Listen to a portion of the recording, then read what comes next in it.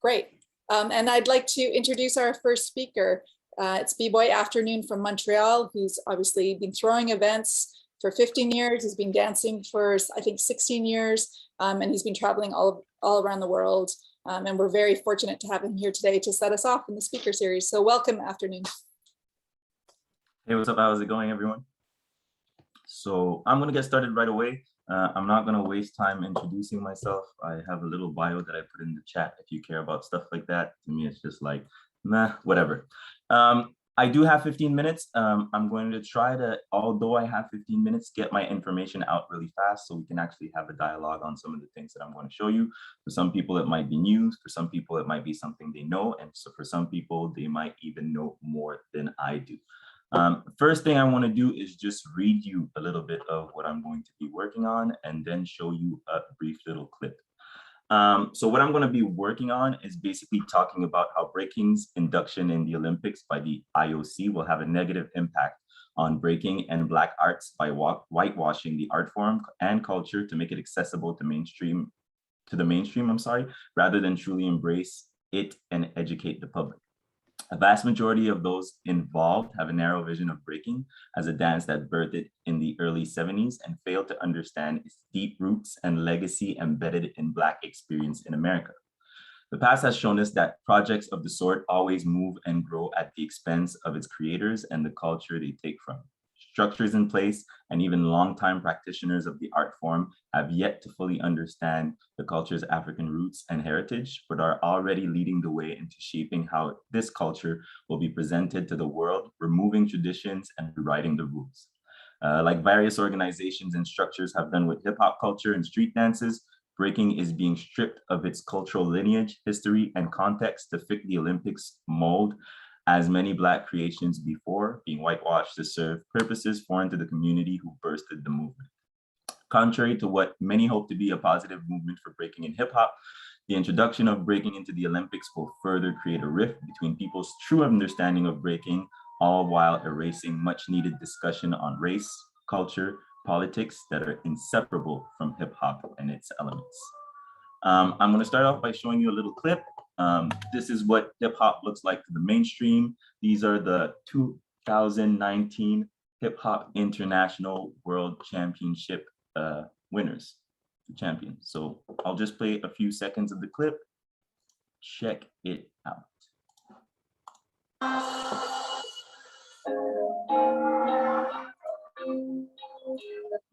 Hold on one moment. I'm just going to share it properly so that the audio is in sync as well. Check it out.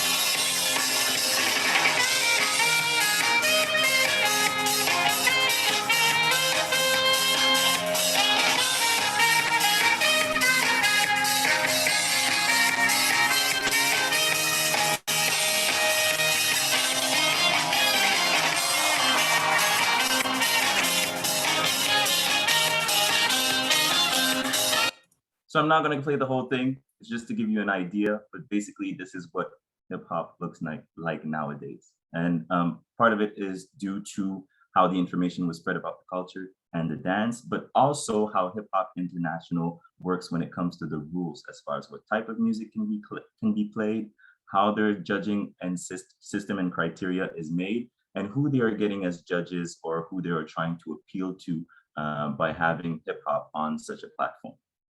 I think when we look at breaking in the Olympics, there's a couple of things that we have to talk about. The first one is seeing breaking as a Black culture, which a lot of people have trouble seeing.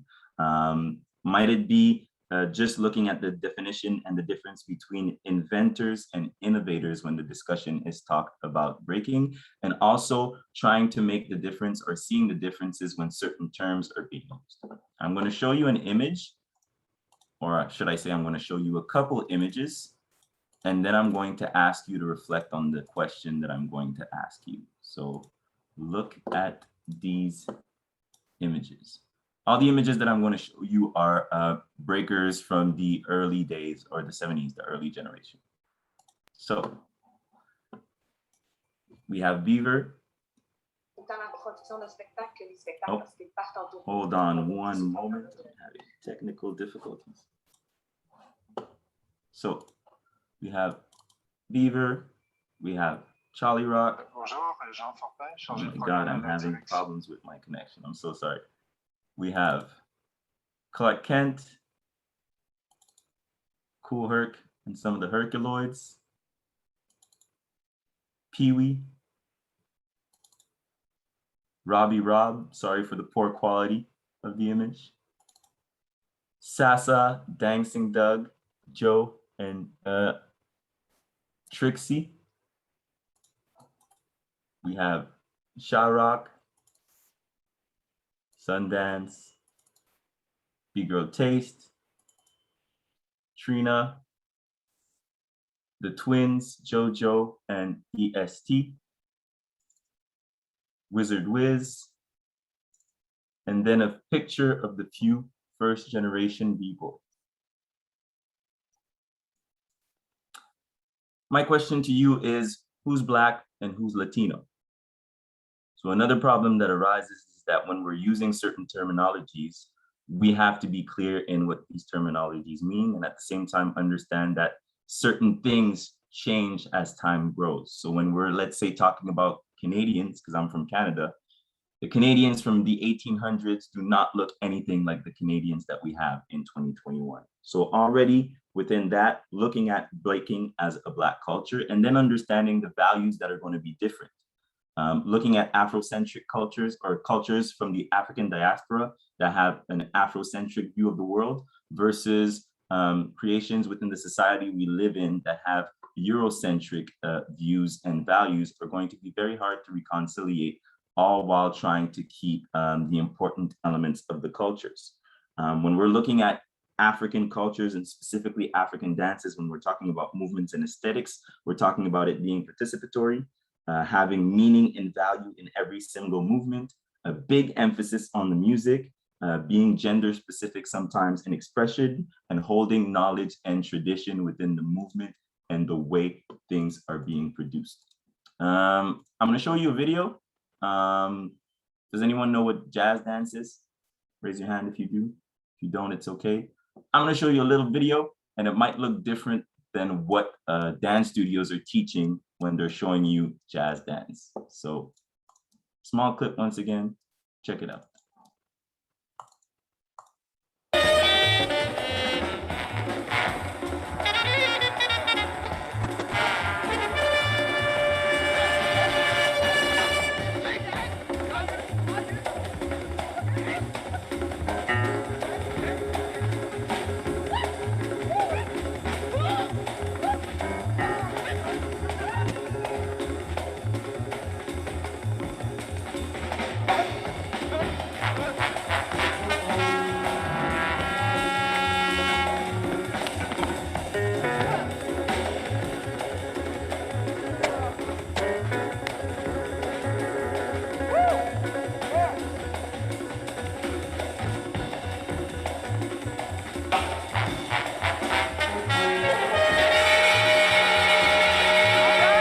Once again, I'm not going to play the whole thing, just wanted to play a little clip.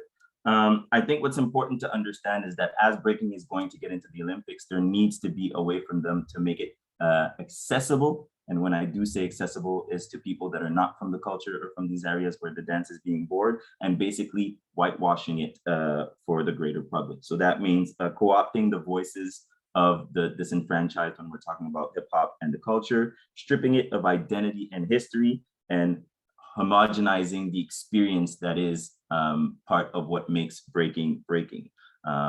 There was a statement that was made by the IOC that in Japan, nothing of political nature would be tolerated. So people taking a knee, people putting a fist up, and it seems to be very contradictory with hip hop being such a strong political stance as a culture and a force.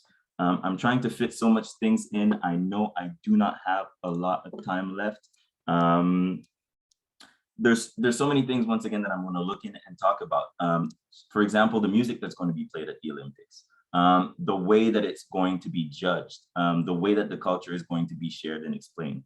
I think right now it's a rush for people trying to capitalize or to benefit from this opportunity, but at the same time, not necessarily looking at the impacts that it's going to have on the culture, whether it keeps on going with the Olympics after 2024, or it just dies out and comes back to the culture.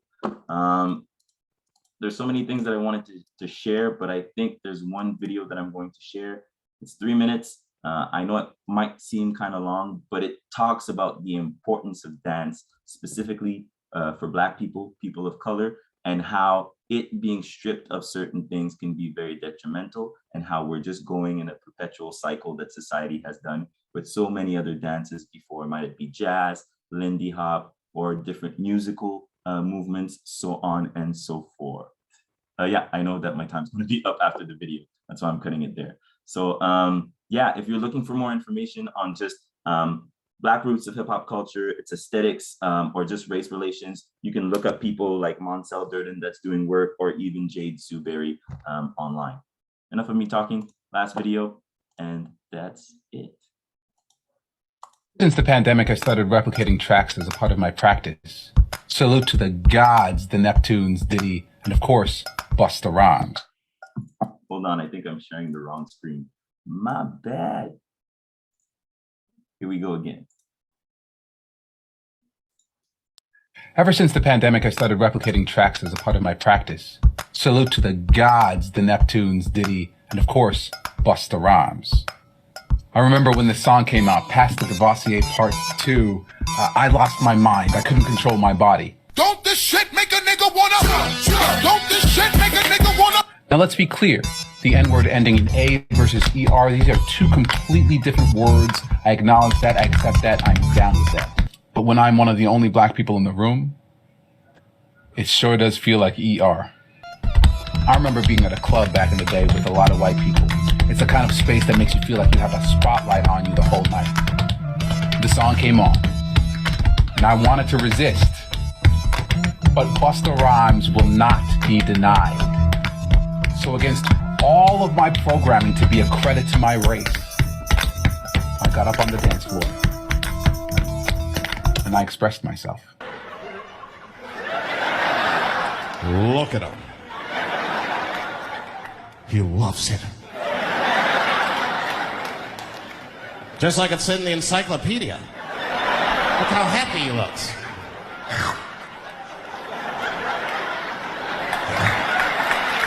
This practice, tap dance, it's actually helped me to understand race and racism from a very specific lens. I sincerely hope I shall always be a credit to my race and to the motion picture industry. Be a credit to your race. That phrase, it reveals a philosophy that leads to a strategy that then leads to tactics. Sounds like a military operation, I know. But when your life is under threat by ever-present white racists, you develop ways to protect yourself and make your way in this world.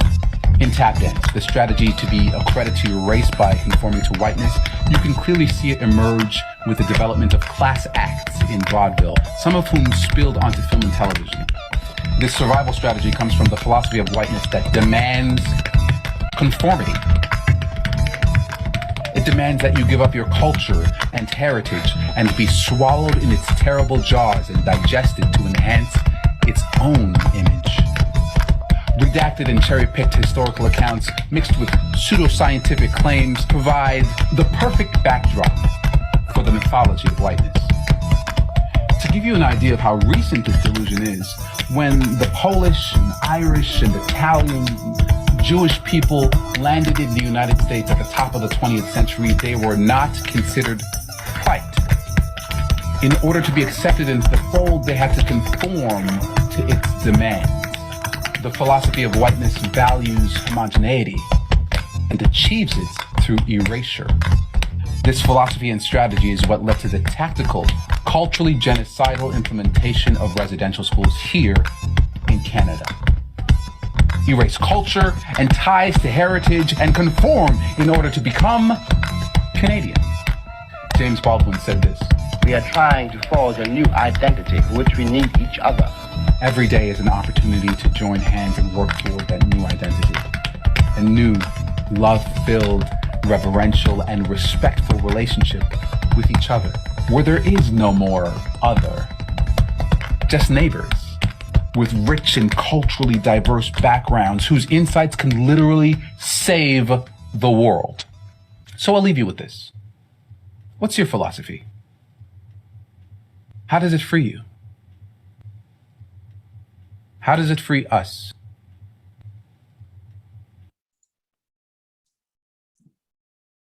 My time's up.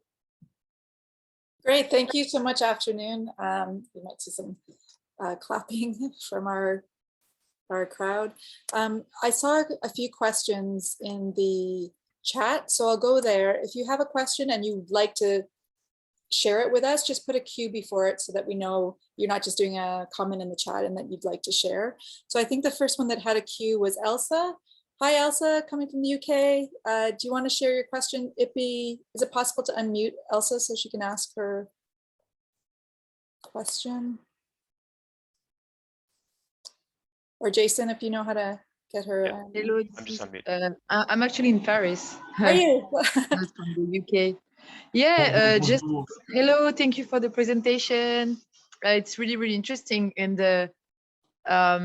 yeah, I mean, when you talk about whitewashing about breaking culture, which is an evidence, especially in the Olympic, that is focusing on the sport aspect.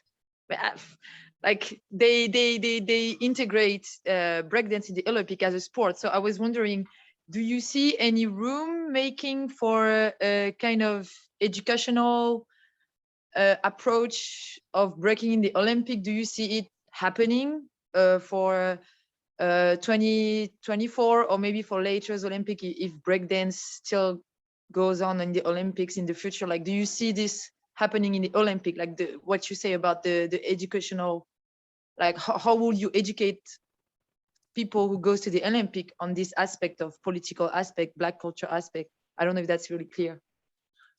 It's never going to happen, and it's incompatible. People go to see sports to be entertained and disconnect from their everyday life.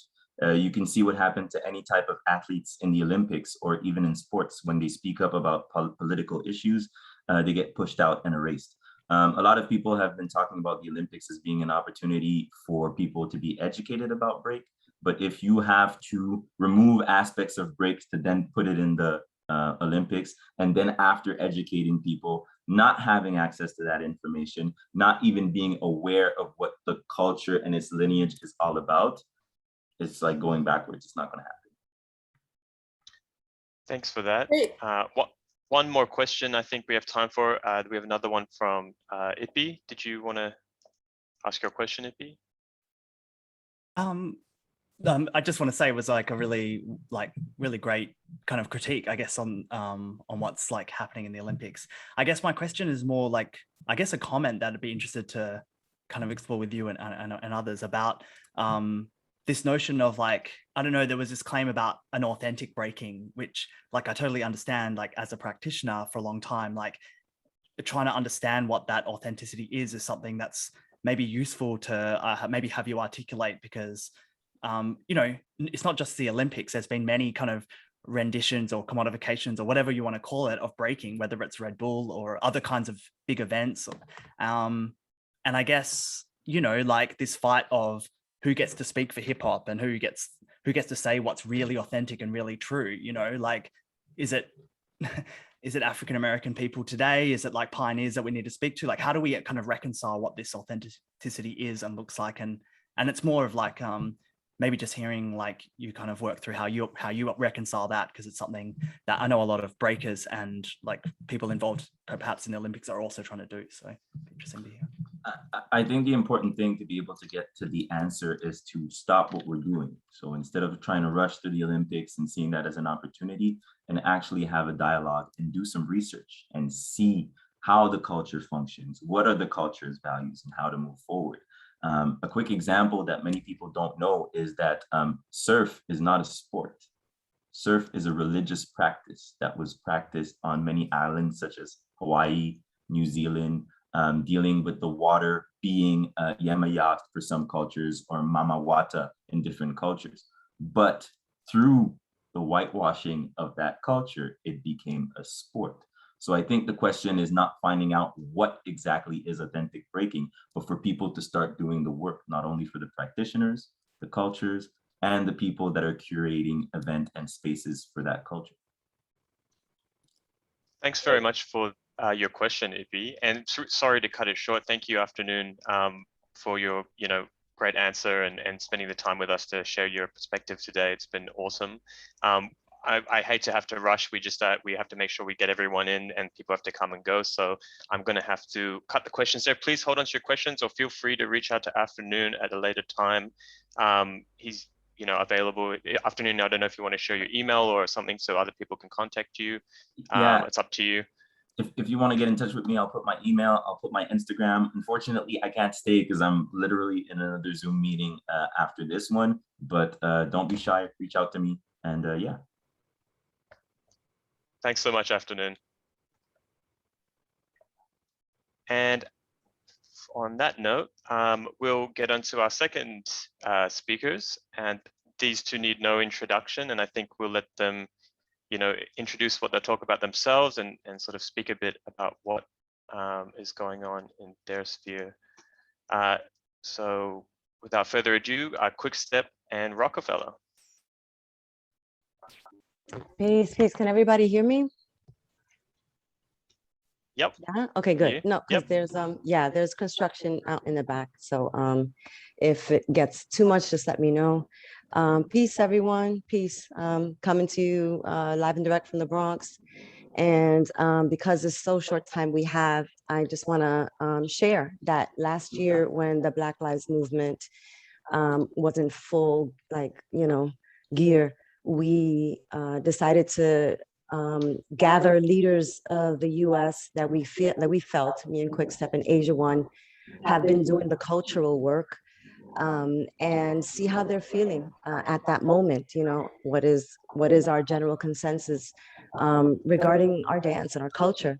And what came about was this almost weekly Wednesday night meeting that grew to include a lot of people, new people, mid-career people, elders, and the general feeling was that breaking has become just a competitive platform, and that it's been really tough for people on the ground, in the trenches, not necessarily big cities, to continue to impart information about the history, the social factors that created breaking.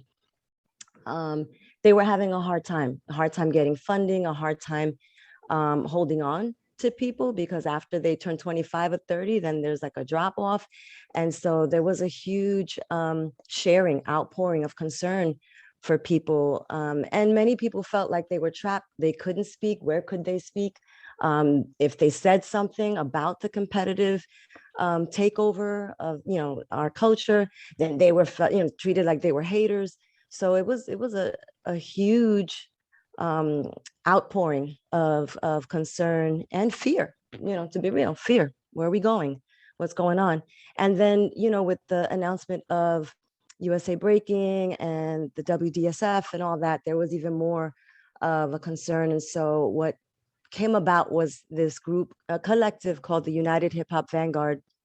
And because I have so short time, I would like to, if allowed, to share my screen and then be able to share with you what it was that we created. We had these 5 points where we wanted, wrong one, sorry, bam. These 5 points of action that was generated by the group. It wasn't that one person was speaking the whole time, people just like the Zoom meeting, and it was held over Zoom. So first was a call to the end of the use of the N-word by non-Black people, but also any toxic gender-based non-cultural language, which was important because to, use the B word or, to call people by, derogatory terms based on their sexual preference, things like that, that also ended up being in how we are interacting as people with each other, also with the music. The second point was pretty huge, but in a nutshell is to be able to work with corporations who want to sponsor, or institutions, philanthropist organizations who want to fund any event, to be able to bring them in and have them understand that it's not a one-off. It has to be year-round programming that's going to benefit the community. The third point was that the organizers must, event organizers, contest organizers must actively uplift the history and the roots of breaking by making visible the contributions of Black and Brown people. Fourth was those same organizers have to reach out and involve members of the local economy. So if you have clinics, if you have filmmakers, if you have, just the local ecosystem that exists outside of breaking, when you walk down the block, be able to bridge that community with the dancers so that there's more of a feeling of I belong. I'm not just living in a pocket or a vacuum. And the fifth was that event organizers must value and involve the generational exchange. Those were the 5 points. Of course, they can be unpacked.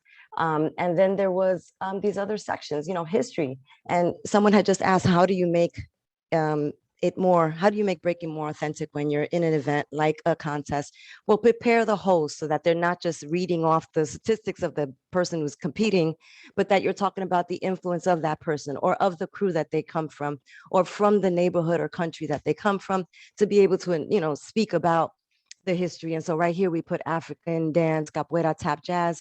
Hosts should be able to, in their moments of stalling or in the moments of introduction, break down some trivia, some information. I hate to call it trivia because it trivializes it, it shortens it in value. But and so we have these other recommendations that were brought about by the group. Allow space for young and elder dancers to come together. Standards, attitude, and behavior. DJs must play break beats. So that, yes, we understand that YouTube has a licensing issue, but then there's a part of your event that should play breakbeat, original breakbeat music that was played by Black and Latino jazz, rock bands, or even local bands right now that are playing, so that we are not losing, we're not erasing who the musicians were and why we were moving the way we were. Mental health was a big one as well. To be able to talk about depression, enduring injuries, post-battle emotions, normalize bullying, things like that. And then again, the local economy. I'll stop sharing there. And so this was something that happened for like a good, I would say 9 months or so, where it was like urgent, everybody was there. And then people started to take some of these points, take some of these steps and actions. And we've kind of dwindled, this summer in particular, we haven't had, I don't think, any meetings since June. I think June was the last meeting. And so again, we know that there's an ebb and flow, but I think with one thing that Afternoon said was that we have to work first. So this rush to get to the Olympics, we have a lot of work to do within ourselves, within the community, to be able to move forward as one. And becoming one is difficult, especially because this comes from a community that has been conquered and divided. We are suspicious of each other. We are taught not to trust each other. We're taught that there's only crumbs and we all have to fight for the crumbs, when in reality, there's so much. This is like a gift that keeps giving. And so the Vanguard, the United Hip Hop Vanguard, we intend to get it funded. We intend to continue this movement, which is just an effort. There's no 501c3, there's no organization, there's no PhD. It's just people coming together to feel heard and take action. I'd like Kwikstep maybe to speak a little something about that, but because I know my time, our time is short. Peace. Hold on, people. Let me just get this right. Okay, here I am. Hey, what's up? So, yeah, thank you for inviting me. I'm honored to be here. I'm just going to speak from the heart. When it comes to the Olympics, it's great to have a spotlight, to be able to share a dance that we created as a Pan-African people. But what I tell people in general, we're going to keep on doing this whether the Olympics happens or not. We have the Olympics. It's called hip hop culture. And over the years, it has dwindled because of the commercial meddling of it. And we need to get back to the culture. And I think that unless hip hop has a strong cultural committee on the way to the Olympics, it's going to be something that's not recognized. And that's going to be sad. It's always what happens with Black and brown culture.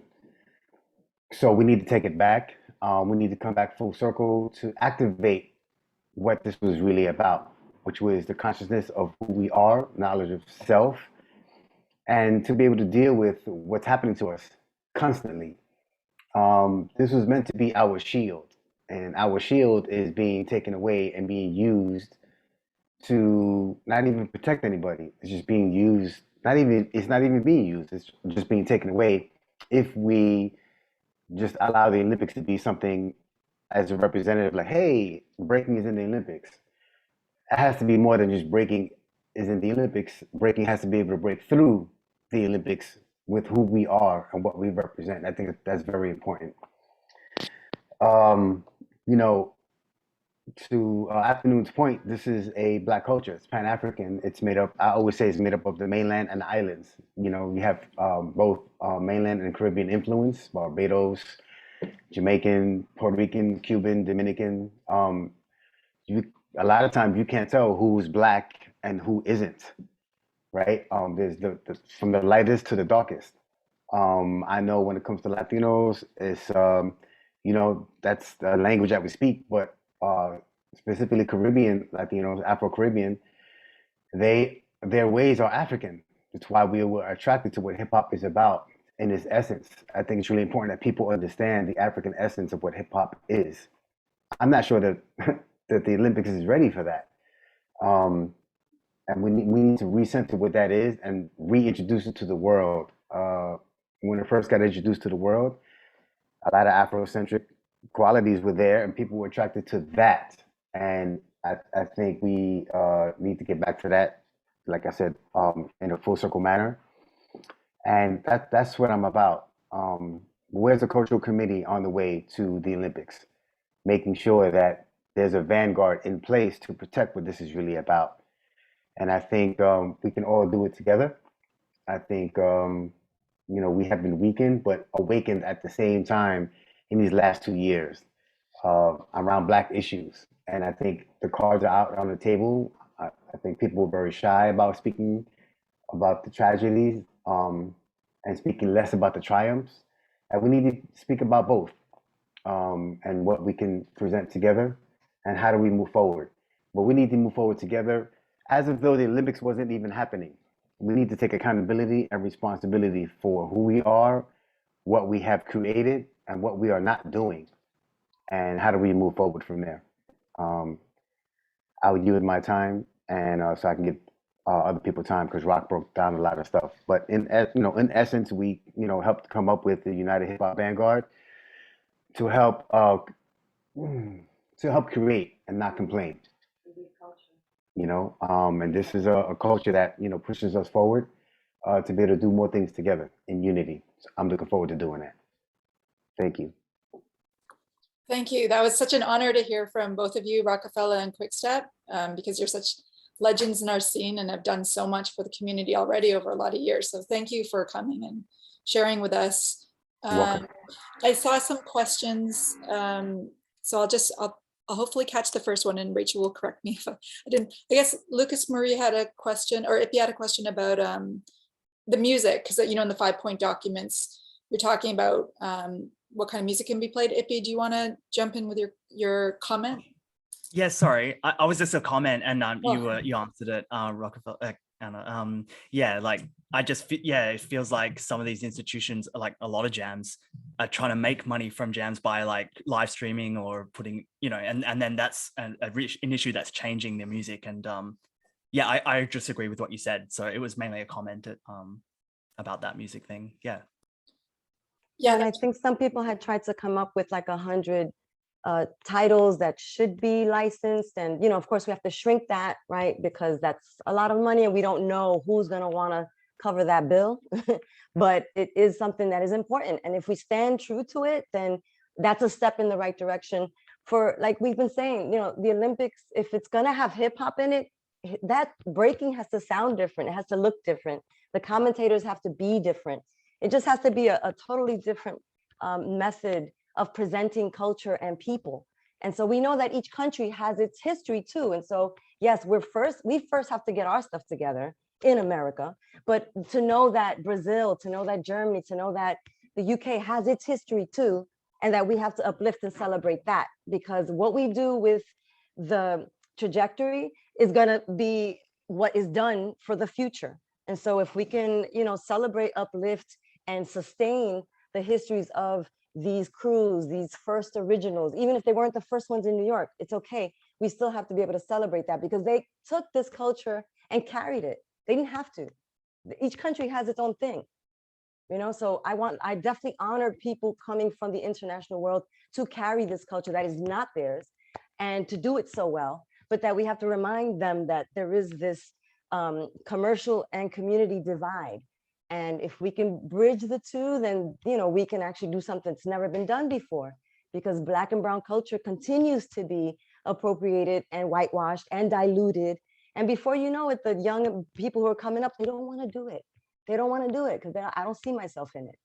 And I don't feel myself in it. So I don't want that. I'm going to do something else, which again speaks to the resilience of creativity and art.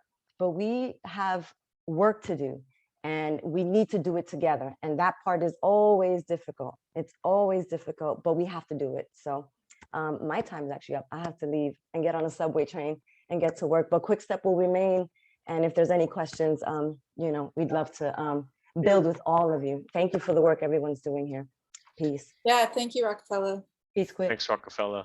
Okay, baby. We're at time for this round, but I know there were a lot of questions about the document, and Rokafella already sent the document to me before for this meeting and gave permission for us to circulate it. So we might just circulate it to the whole listserv, so you have it. I found it really inspiring, especially being outside of the US, to think about the conversations happening there and how we could take them on to other countries. So we'll circulate that to the list for the next round. And it gives me great pleasure and honor to introduce our final speaker of this first series, Ariyan Johnson. I'm so excited about this talk, and her whole, if you just Google her, you'll come up with all the Wikipedias of all the work she's done. She's a hip hop dancer, she's a pioneer, and coming from a different angle, she's contributing to the special issue in the Dig in the Archives section. So she's contributing, talking about history and another way of thinking about history. So it's not directly, it might not be directly Breaking the Olympics related, the contribution she's making, but I'm very excited. And I also just watched Bulworth, the movie she's in. She's one of Warren Beatty's Fly Girls, basically. And I just watched it the other night and thought it's so relevant to today's time, the kind of themes that were coming up there with what's going on with Facebook. So Ariyan, I'm so excited. Thank you so much for joining us. Yeah, and I'll leave it to you. Mary, thank you so much. It's amazing that Bulworth is still around, right? But that's what hip hop does, right? Because it burst out of this sort of political and regeneration of self and identity. So it's hip hop is a great place to play all these themes. So I just want to thank you. The speakers, my fellow speakers, wonderful. I just also want to acknowledge where I am currently standing in the land of Tova. I am in California, and I just want to acknowledge that. I just want to recognize the U.S.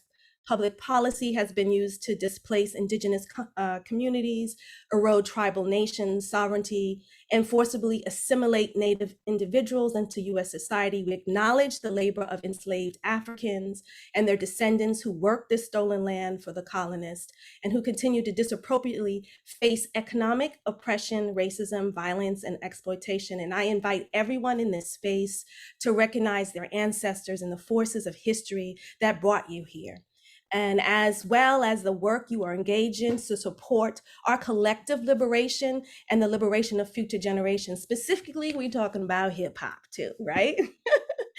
So I am here to share a bit about the things I have been working on. What I specifically sent in was the historically missing piece of African-American women hip hop dancers and their connection to breaking and their contributions to hip hop culture. So my premise to my research always begins with the notion of relationship and community. So who's in community? Who do we recognize in relationship to and within the community? Who do we acknowledge that is in relationship to and are in the community? And in my estimation, culture cannot continue to exist without the people within it, assembling, exchanging ideas, movement, languages, and practices. So as we approach the 2024 Olympics, the shifts between the aesthetics of hip hop culture and what they are continue to breathe life within breaking. So I'm zeroing in on those pioneers of the 1980s and 1990s. So when I'm speaking about that in particularly, I'm talking about, African-American women. Oh my goodness, because we're never mentioned, except by Mary, who, thank you very much for that little blurb right in the front. But there are these huge gaps in history, I would say. And so I wanted to contribute to that. So this is a bold premise, right? And it does not go without thought. The fact that, the aesthetics of hip hop culture that continue to breathe life with breaking ignores these pioneers that, because of their representation in the late 1980s and 1990s, the sustainability and globalization of hip hop known today would not have existed. So I understand it's a big premise, but I'm gonna, chew it up in small bites. So basically, when the discussion of hip hop and its major contributors are mentioned, seldom are there any acknowledgement of African-American women. Like many art forms, hip hop is male dominated, which can stifle reasons you don't hear about African-American women in early hip hop circles. But African-American women practitioners, they're not as frequently invited into the conversation about hip hop culture or movement, whether we're talking about panels or writing, research, teaching, because they're just sometimes not considered or acknowledged as true pioneers of the field that are contributors along with their male counterparts. I do recognize those things are shifting because, hey, I'm here today, right? But I'm not talking about myself. I'm talking about this generation of people that I also got to commune with and admire and adorn. And also because we're in culture, there's the exchange. So sometimes you are active and sometimes you're within and allowing others to breathe. So I do recognize in terms of where I stand as assistant professor of dance at University of California, Irvine, and as Rokafella, Kwikstep, Afternoon have all mentioned about history, how very difficult it is to make sure that you speak the whole thing, because hip hop is a culture, right? So we keep dissecting these things like dance, this and this. And so what not only me or my colleagues, there are a few of us now that are in these circles, in the university circles, teaching hip hop, is to also teach about the culture, teach about the history. There's no way you can speak to something without giving its breath in life, if that makes sense. So getting back to my notes, I riffed off of it, so forgive me. You could tell because when my eyes are off. So it cannot be denied that many times through hip hop, it was a dance that kept the culture alive with innovations, and African-American women with their resiliency became the catalyst from the streets to the clubs, to the video, then to the world, helping preserve and continue its legacy. The question is, how has these African-American women impacted the global culture of hip hop, and why are they unknown to us? And what did the African-American women hip hop dancers, how did they connect? What was their connection, if any, to breaking, right? So a deeper exploration will highlight how African-American women dancers have kept hip hop culture alive and allowed it to thrive by furthering its expansion globally. My research will center around and examine the performance qualities of these women by dissecting movement and other interdisciplinary practices that forged ahead hip hop culture despite the divide of representation of equality of female African-American New York hip hop dancers. Hip hop is multifaceted, and it is participatory. Sorry, I need some water, but I'm gonna keep going, all right? Because I only have 15 minutes. That exists within a family of entities. Correlations from these African-American female pioneers relating to concerns of exploitation, community, and mainstream to the introduction of breaking in the 2024 Olympics are made. Noting along the way the influential African-American women hip hop dancers who helped positively contribute and affirm the culture and the cultural identity for Black women around the world, which inspired a social identity among women across all ethnicities across the globe. My area of expertise within these decades of this early hip hop period of the late 1980s, early 1990s, and sort of, further in to the 90s. This was a time where hip hop dancing was curating its progression far from the communities of which they were birthed.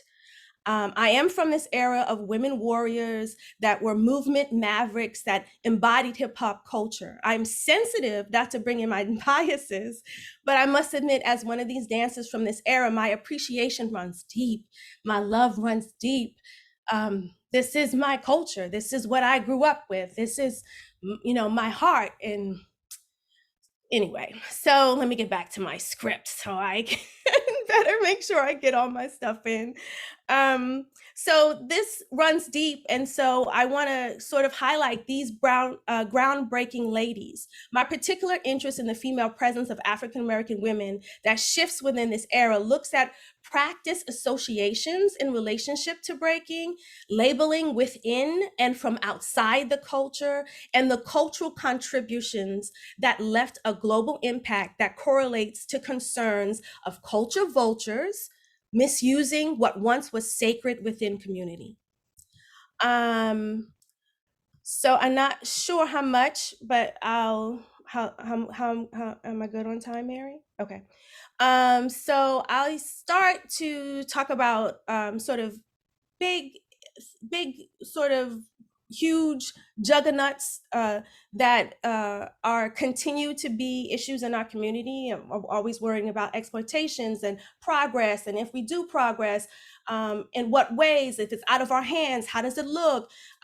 So African-American women in the 1990s maintained the thread of hip hop culture within movement and danced the reiterations embodied of breaking without titles of B-girl, without labels of crews, and vindication from male-dominated gatekeepers of the culture. Tethered to each other is the worlds of hip hop dance, whether foundational or revolutionary. It is because of one that promotes the other. Without the thread, visually reminding of the essence of groove, the essence of hip hop dance, whether breaking or street styles or commercial hip hop and its variations, it dissipates because in many ways they are not one and the same. Where capitalism separated elements of culture for profit, we were faced to be edged out of making a living upon our culture or watched from afar as cultural preservations is molded by others. The choice of freely existing in culture without parameters created was never given once rappers' delight made money. So the performance qualities exhibited throughout the late 1980s and 1990s were steeped in the exploration of, some top rock, some down rock. We had some surprises, some freezes, some, definitely some power moves, but weaving in and out of breaking made a routine explosive in ways that many would later label as tricks, right? The exploitation of movement became a divisive act between artists that wanted to diminish or distinguish themselves with authenticity, and those artists who went mainstream was considered commercial. Dance became the divide, and when the oversaturated market of breaking movies faded out in the 1980s, labeling B-girls or B-girls was not that popular. It took some ingenuity to forge ahead and just be creative dancers despite opposition of employment, and as New York hip-hop dancers began to see opportunities dwindle. So I talk about sort of three different things today, which I'm sure will expand because there's always the two sides. There's always pros and there's always cons. I'm one of I'm not a separatist. I believe in seeing the whole picture, and it's sometimes it's ugly and messy. And so I don't do the ugly and messy right now for this 15-minute. But I'm looking at where we are today, and I'm tracing the steps back to unfold these links to African-American hip-hop dancers, these females. What significant interdisciplinary contributions helped us get here? What were some definitive actions taken that help hip-hop globally from a Black woman perspective? Taking no credit away from those who are within culture that are not, but to take time and highlight these women who are often overlooked. Community recognizes everyone. For example, the eye can't say to nose, we don't need you, because we're all members of the body, right? And we're all significant. We're destined for purpose and helpful to the success and function to the body as a whole, as we continue to all do our thing and be in the places where we are purposed and called to be. So there is no competition, exclusion, or devaluing contributions in hip hop when it took an exerted effort from us all. So I talk about practice association. Some of the things, so Afternoon sort of talked about this by doing his visuals with his videos. So if you guys look at what hip hop looks like today, oh my gosh, not necessarily that clip, okay? But yes, necessarily that clip. But the proximity of the birth of breaking may be a cause, but there are other factors on why in the 1980s, 1990s, you saw an integration within choreography of breaking. In other words, there is a close association in the time period of breaking movement practices, and these women were not only capable in executing on par with the guys, but did so with all their feminine twists. The influence of a dynamic routine showcases most often all styles were certain power moves and down rock elements. In observing movement qualities today, you don't see much breaking practices incorporated in this contemporary hip hop dance. There is separation of movement that wasn't reflected as much back in the 1980s and 90s as it is today. And the choreographers maybe today don't have the language or don't have the history or whatever, but the choreographers today are different from then. And my research examines these African-American hip hop dancers from this era to get their take on the choreographers of today. And because of back in the 1980s, those movement qualities did exist, more prevalent than what I'm seeing today. And, Afternoon that did show that. And it wasn't, you saw the guys in the front, they did some footwork and, and then was up, and then it was like this. And I'm not trying to generalize, but I will say predominantly, these are the things that I'm seeing. There's this separation, there isn't that much incorporated. I do keep in mind that these associations of breaking practices, they do evolve, and we do see the evolution of how one group, from the African Americans to the Latinos, how it continues to evolve from men and from women. And so I do also pay attention to those correlations. The other thing that I talk about is labeling. Oh my gosh, it's such a sensitive area. It refers to how I'm using it is it refers to the embodiment of the naming of creation, right? Often naming a thing happens within culture, and when that is done, it is ritual, it's ceremonial, it's sacred, it's beauty and it's authentic. Then there are times when someone outside of culture names an entity, and often it has just to do with labeling for categorizing purposes.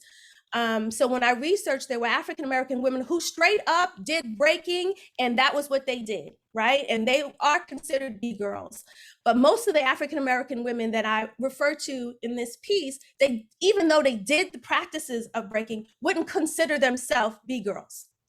And I wonder if the respect of within culture, because you understand there are the threads, but there are some distinct differences and qualities that make breaking different than all the other forms of hip hop, dance, and movement that exist. So there are other points that I make, cultural contributions that connect with breaking. I talk about the participatory culture, the call and response of community taken from that African diaspora model. There are some shifts that happen in the culture when clubs like the Latin Quarters or street jams, like every block party, we're not having these block parties anymore, or no more park jams because you need a permit. You know, there's all these obstacles that are placed to sort of diminish culture, but these places were no longer the prominent hubs to converge in community. So that changes. So the introduction of breaking competitions and the shows, they start to pop up. And then these specific things do start to, you know, segment in a way, but at the same time, give a bigger audience to it. So these are these pros and cons that I talk about in terms of how also African-American women in the commercialization of hip hop and breaking and dancing back up, whether in television, films, touring shows, how that also contributes in those connections. But also just to say that within the organic community, these things were sort of placed on these broader platforms, and somehow you lose the you know, the sacredness, and you begin to see the whitewashing. So let me just end. This much, there is a lot to say. I could go on and on and on because this research is very personal, but also I think very pertinent, prevalent, very important to the historical aspects of hip hop right now. As canons are being written, I don't see many African-American women included, as these are dance masters, just like most, and they're not included. And so it's important for the discussion, the contribution, the pause to acknowledge, because it's a rich history, and it should be included. So I did talk about this, and I've written other articles. And one of the things that I state in Black Dance magazine is the aesthetics of early hip hop artists included African-American women backup dancers who contributed to hip hop history throughout their style, distinct narrative and movement, and overall lived experience in the culture. I look forward to continuing to explore the historically missing piece of African-American women hip hop dancers' connection to breaking and their contributions to hip hop culture. For this particular research delves into how these connect to breaking, what lessons we can glean from the African-American female hip hop dancer perspective, while appreciating some of their contributions to the culture, which helped get breaking seen on the most global scale ever. So hip hop has always been an invitation to community. It has always held space that's equitable, inclusive, and diverse, while their other dance forms were just colonizers forcing others to assimilate. Hip hop invites you in, and you are allowed to be who you are within community. I just want people to remember community when we approach this Olympics. That's it. Thank you so much. And there's so many comments to see, Ariyan, but we'll start with. Oh no, I didn't see because I was reading. Oh goodness. There's a lot of enthusiasm for what you were saying. And so I just want to start with Carlendra. Hopefully I'm saying that right. Carlendra, do you have a question that you want to pitch? If someone could unmute Carlendra.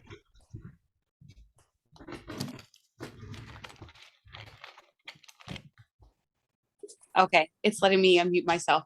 Okay. Thank you so much for this information that you're presenting and for the research that you're doing. This is amazing. And I'm just really grateful to have, heard about all of what you're doing. So my question, I'll keep it short and simple, was, based on what you've seen with, Black women in hip hop in the 80s and 90s, the dancers, how do you feel about the direction that they're heading in nowadays, specifically in the breaking arena? Because I have all my thoughts about that. We're not going to. Okay, I was like, oh no, we talking about Turkey. I don't know what you were talking about. Like, okay. I feel like there's some underrepresentation that's going on, and like Afternoon said, like Rokafella said, there should be some shifting, and all of us need to do work within community, because standing and being polite and just continuing to be gracious in terms of allowing people to reinterpret it and tell you who it was and tell you who pioneers are.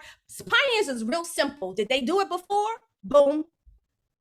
It's real simple. Oh, how do we No. Were they doing this before? No, they wasn't. So that's a pioneer. So go there and start doing the work and the research. So as for the breaking scene today, it's problematic since we're here today, right? There are some things, but I'm a hopeful. I always lean towards hope. I always lean towards, no matter what, like if you know the fable, there's an African American fable, Burr Rabbit. So Burr Rabbit will continue to, it's a parable, right? It will continue to do whatever needs to be done, to go over, to around, to find a way when the obstacle is presented. The joke is that because it's whitewashed or it's in hands of others out of community, that community didn't continue. That somehow we stopped and said, oh no, we continue to do what it is, as it wouldn't be what it is still today. The evolution continues, right? And those are the threads that you go, but you can't ever kill it. So we just got to continue, but how we continue now is shifting, because now we have these places like in universities. Who would have thunk? I'm teaching in a university, Black woman, and I'm not always using the King's language. I'm authentically Ariyan Johnson. Did I answer your question? I'm sorry. That's great. And we've got, I actually also invited B-Boy Nemesis to act as a respondent today to the talk. So he's up next. I think you can unmute yourself, maybe Nemesis, but thank you for joining us and for taking the invitation and giving some thoughts on this.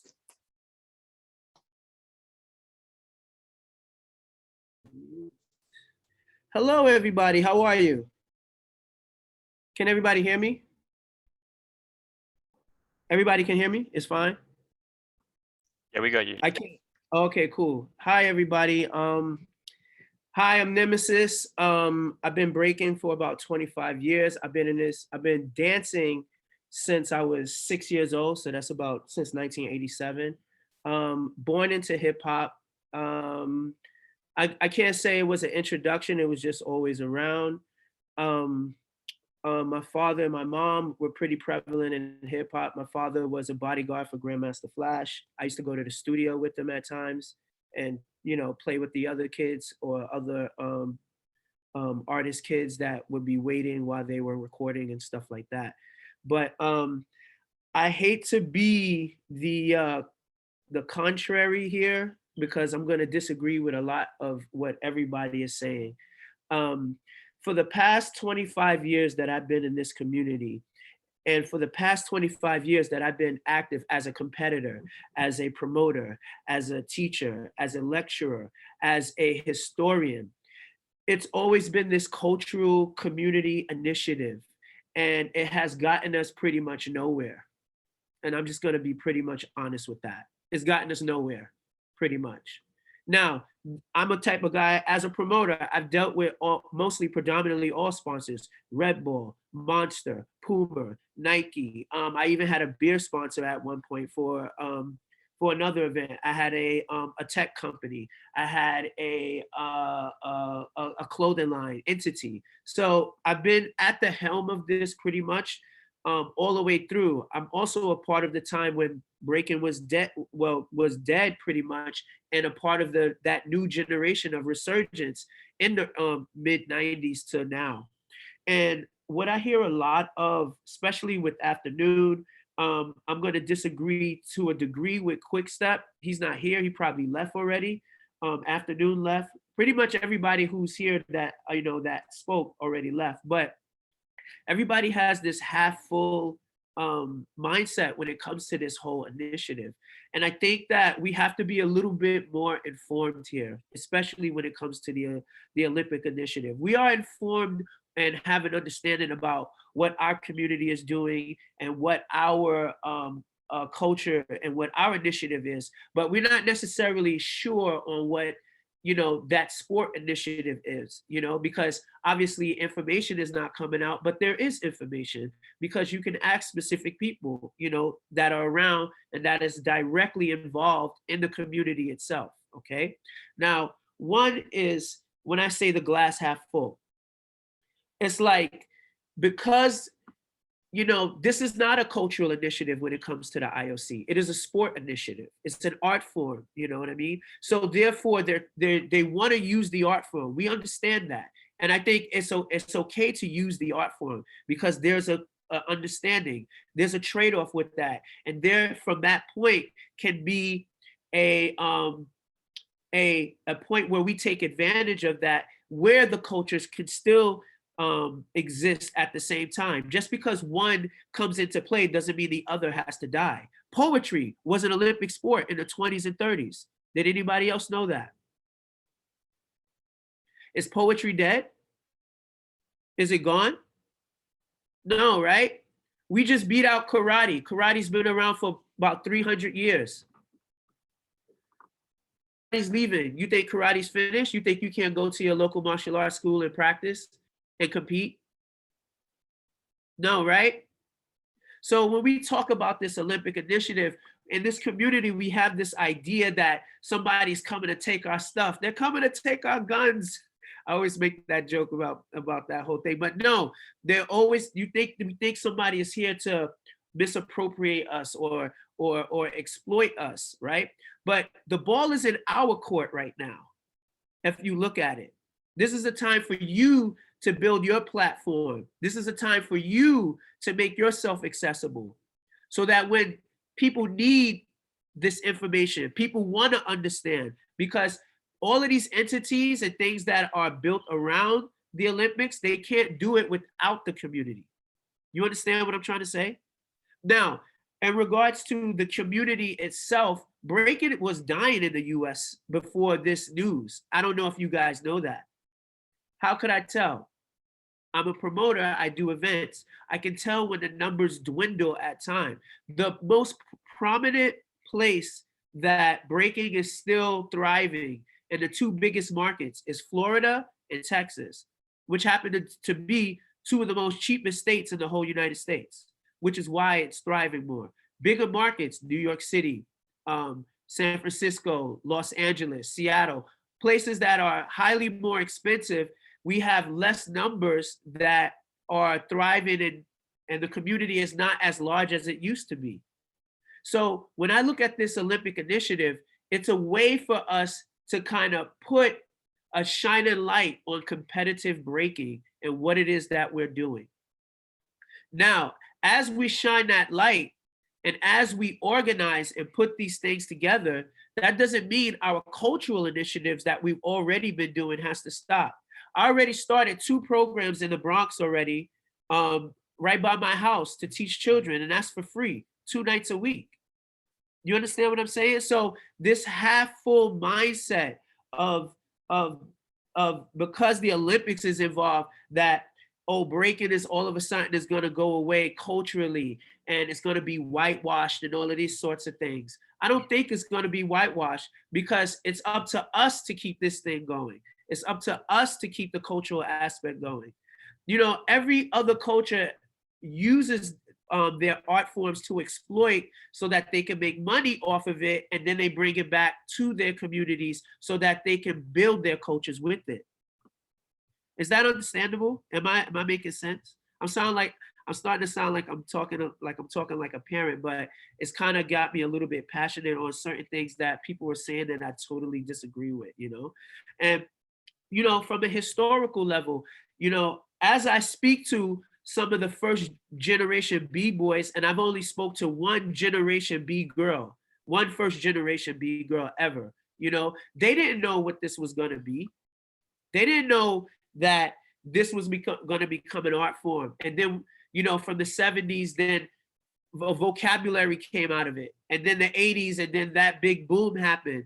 They didn't see that. So when I speak to those people, when I speak to Doug, when I speak to Trixie, when I speak to Sasa, when I speak to them, they're just excited about all of this. And they're excited that this is actually going to be an Olympic sport, because this is something that they brought into existence, and now they get to see it on a screen, and a whole nother generation thrive from it. I think as a community, we have to stop coming with this victim mindset, you know, and start coming to the table as somebody who's controlling their community and controlling their art form with a form of value. Because if we're just coming as a victim and we're like, yeah, help the community, give this check, you know, that's not coming as a partner. That's coming as you're like basically an employee almost, a handout. I would like to move forward in the initiative as a partner. I don't know if that makes sense to anybody, you know? Yeah, Nemesis, do you mind if I stop you there for the moment? Sure. Because we missed one question, sorry. I saw Judy Lopez, I saw you're here. Hi, welcome. Judy Lopez from Keep Rocking You. And she's got a question for Ariyan. So Ariyan, hopefully you've had a little breather while Nemesis is also reflecting on what he's heard today. Judy, I think you can unmute yourself. If not, we'll help you out. There we go. Hi Mary, hi everyone. I see a lot of familiar faces and names on the call. So I'm Judy Lopez, yes, the founder of Keep Rocking You, and we're primarily known for our program called the Toronto B-Girl Movement here in Toronto. And I also did my master's at York University with Mary on, my focus was on Black women, Black girls, B-girls in breaking. I started breaking in about 2009 in South Korea. I used to live there, teach English for a year, and then I traveled over to London and continued to learn how to break with DJ Renegade and some of the B-boys out there. I no longer break, but try to keep my foot in the scene, particularly with the program that we're still running. And one thing I do want to know, particularly because I know we're talking about the trajectory of Black women in breaking culture and the lack thereof, and why that is. And that was something that I was very interested in, because of the fact when I started the Toronto B-Girl movement, I was looking to reach out to further Black girls to participate in the dance, knowing that there was a lack of representation, and even just, you know, girls as well. But there was a really big interest of coming from white girls and Asian girls to participate in breaking in the program, not so much Black girls. And so I questioned why is that? You know, I loved it. I really gravitated to it because of the community aspect, no doubt. But there's also the culture aspect that I'm finding Black women or Black girls are not identifying with, particularly the pop culture. What's popular right now is not breaking in a lot of these communities, and Black girls want to. We are pretty much leaders in a lot of these scenes and dance scenes. TikTok, for example, is just blowing up with a lot of Black girl dancers who are coming up with new innovative things. And then I know Mary and I had this conversation where we create and then we move on once we see people are catching on and noticing what we're doing. We move on to the next big thing. And I think when it comes to breaking and Black women attaching themselves to this type of art form, they don't. And that's the reality. I've tried. And I've done a lot of classes where it was predominantly Black girls. And I've attached myself, even with Ladies of Hip Hop in New York City, where we, you know, shout out to my girls out in New York, you know, and the scene that they're doing there. But even in that as well, there's not a lot of Black girls who participate in the dance. And that's the reality. And why? They're not interested. It's a male dominating dance, and Black women already are trying to separate ourselves from being masculine and having these negative connotations attached to us. Let's go to something that's going to make us feel a little bit more feminine and seen in that light. It may not be the case, but you know, it can be for some. And so you know, I do have hopes in even bringing this conversation further to the forefront with those who are participating in the dance, you know, in the UK, in the States, even here in Canada, there's a couple who at least, you know, compete, but you know, the competition and the recreational side, they're two different sides. We have girls who come into our program, they won't compete. They'll just want to learn the dance, or they just want to keep fit. They want to keep healthy, want to be part of a community, but they won't compete. And that's another conversation when it involves Black women. So that's all I have to really say about that. I think it's a conversation that can continue, but So I don't know if the trajectory is going upwards with Black women participating in the dance. I think it's if we go to the essence, right? If you go to the essence of a Black woman, right? We are community focused, right? We do what we need to do. So the mindset when you say they don't want to compete. Hold on, my daughters are getting ready for school. So okay. That's okay. All right.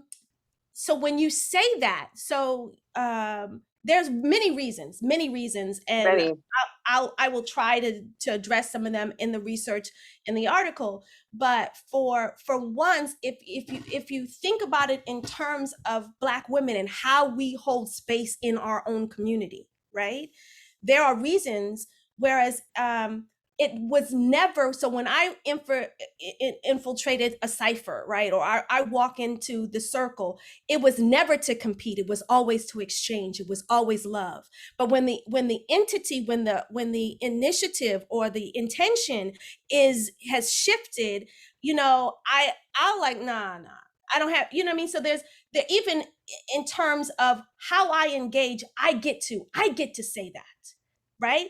So there is some ownership that is happening differently when dealing with Black women, right? So, but I would love to talk with you. Thank you, Mary, because I wouldn't have met her. Please, because I'm interested in that in terms of what your work is. But like I said, there was I didn't mention it in my, you know, my whole thing, but there was a time where breaking, you didn't see it, right? So that if it wasn't for these Black women in the 1980s and 90s continuing the thing, we wouldn't be existing today, right? Basically, there are threads of community that continues, that helps when you're tired, you know, it you know, sort of tethers you forward, and then you take, and then because it's culture, it's always right, moving, and it's and it's evolving. But when it comes to African American women, man, that it's such a hotbed for a lot of issues that are in our community, and how we are treated, and how we are invisible. So I would say the more you are present, representation matters. That I'm here matters, right? Because regardless, you might not acknowledge me, but it didn't erase the work I've done. You might have never met me before, right? But you continue to do the work. The culture continues to be sustained. Eventually, you know, it all converges and meets. So don't give up, keep doing you. And representation matters. I agree with you on particularly with the representation matters, because that's exactly why the whole Toronto Begirl movement is a thing, because we find that even with the you know, lack of Black B-girls, but even just the lack of B-girls, period. When I came back to Toronto after living in London, it wasn't there. So, you know, that was the purpose of bringing that representation to the forefront in the community. And I know you also mentioned something about, and I'll keep it short, I won't be very long, just a quick comment on I think it was like names being placed. And along with those names or words that we are attaching ourselves to is meaning. And what does B-girl mean? Because we can have people who are dancing in hip hop and saying that they're a B-girl, but what does that mean? Because I hear that word being thrown around with people who do not do the dance. So also, you know, meaning is very important, and people who agree with the meaning, because then that meaning becomes a whole thing. Then we understand what you're trying to communicate. But that was just a comment that I thought, because I know that, you know, we say words here and there, but the meaning is also just as important as the word. Thank you so much. You are beautiful, and I appreciate your presentation. It was enlightening. Thanks, Mary. Yeah, thank you so much. We are at time, but I just put in the chat. Yeah, thank you, Judy, and thank you, Ariyan. Thank you. I feel you kept missing the main point. Thank you so much for joining us and sharing your research project. That is huge, and it sounds like you need a whole team. We need the American, I don't know where the funding works, but you need 3,000 postdocs, because that's a huge project and undertaking. So thank you so much for presenting for us today. We've opened breakout rooms. I know we got people from all over the world that haven't seen each other for a while, if you want to catch up.